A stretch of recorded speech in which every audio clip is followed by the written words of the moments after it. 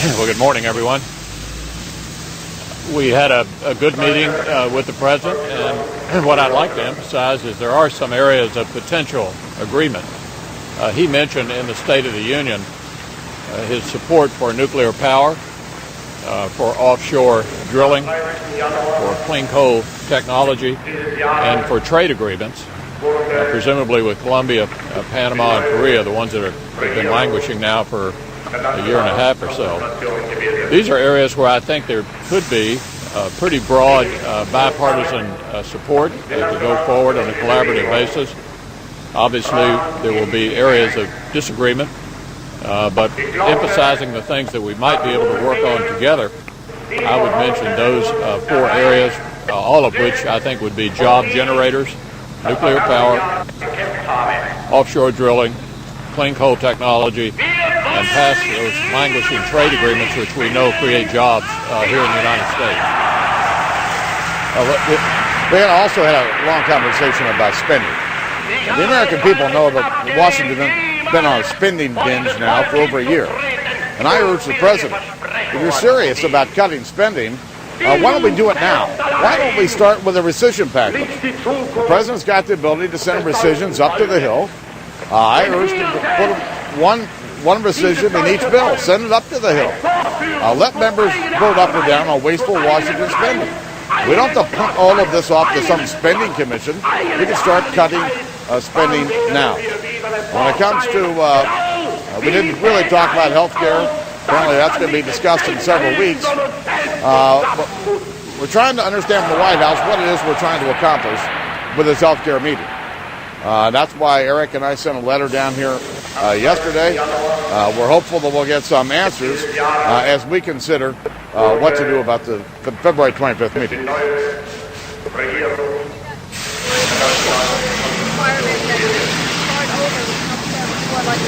No, we're interested in a bipartisan conversation with regard to health care. But a bipartisan conversation ought to be that, bipartisan from the beginning. We've been asking to be involved in these health care conversations going back to a letter that we sent to the president last May. And we got no response to it. And so we outlined our concerns about this conversation that the president wants to have. We certainly want to have a bipartisan conversation, but we need to know where we're going to start from. Would you like whether or not to attend the meeting? We would like to attend the meeting. We're interested in having these bipartisan conversations and look forward to continuing conversations with the administration. Will you appoint members to a fiscal commission? We're considering it. Senator McConnell, Mr. Boehner, did you make any progress on the jobs legislation? Did you exchange any ideas? Were any ideas solicited, added to the process? Well, there were a lot of conversations about various parts of it. The House has already passed a stimulus bill. It's over in the Senate. I deal with the Senate. Yeah, we discussed the Senate package. It's been percolating, if you will. It's kind of a work in progress with some members of the Finance Committee. Frankly, it's not ready yet. Most of my members have not seen it yet, but we're certainly open to it, and there's a chance that we could move this forward on a bipartisan basis. We hope it's not just another stimulus bill. We hope it is truly a job generator. We know that wasn't a job generator, but I think there's a chance the Senate could get there with a small package. Senator Boehner's concerns about the health care costs? Yeah. Well, a good way to start would be to listen to the American people. They are overwhelmingly opposed to the 2,700-page bill that the House and Senate have looked at. What we need to do is start over, go step by step on a truly bipartisan basis, and try to reach an agreement. My members are open to doing that. Start over where? At zero, at nothing, or what? Focus on costs. Costs are the problem.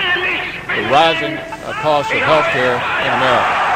We need to target costs by doing things like targeting junk lawsuits against doctors and hospitals, potentially equalizing the tax code to make it more possible for purchase of insurance on the individual market to have the same kind of tax treatment that corporate purchasers do. There are a lot of things we can do to expand the number, reduce the number of uninsured, and to target the cost issue.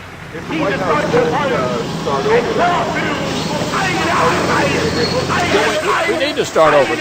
Look, you need to listen to the American people. The surveys are overwhelming. The last NPR poll, National Public Radio poll, last week indicated that by 58 to 38, the American people were opposed to this bill. Why would they want to keep pushing something that the public is overwhelmingly against? Obviously, the answer to that is put that measure on the shelf, and start over, go step by step, and get it right. So the Democrats are saying that things that you guys have proposed, such as allowing people to purchase insurance across state lines, is actually in the bill that has come together in the discussions between the Senate and the House. Have you guys heard that up on the Hill, and do you have a response to that? Do you agree with that assessment if you're able to buy? We're going to have a health care meeting on the 25th. What I'm telling you is, what I'm saying is, we need to put that bill on the shelf, a 2,700-page bill, start over with more modest goals to go step by step and deal with the problems the American people would like us to deal with. The president wants to have bipartisan conversations. It's going to be very difficult to have a bipartisan conversation with regard to a 2,700-page health care bill that the Democrat majority in the House and the Democrat majority in the Senate can't pass. So why are we going to talk about a bill that can't pass? It really is time to scrap the bill and start over. And let's talk about common sense things that we can do to make health care more affordable for the American people and expand access. Is anyone is listening to you, sincerely listening to your concerns? We'll see.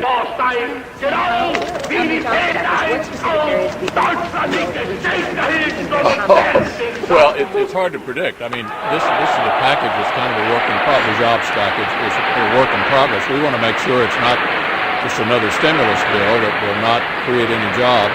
So it's just too early to tell what that package is going to look like. And the weather is sort of interfering this week with our ability to do business as well. Thanks. Thank you all. It is a time for us.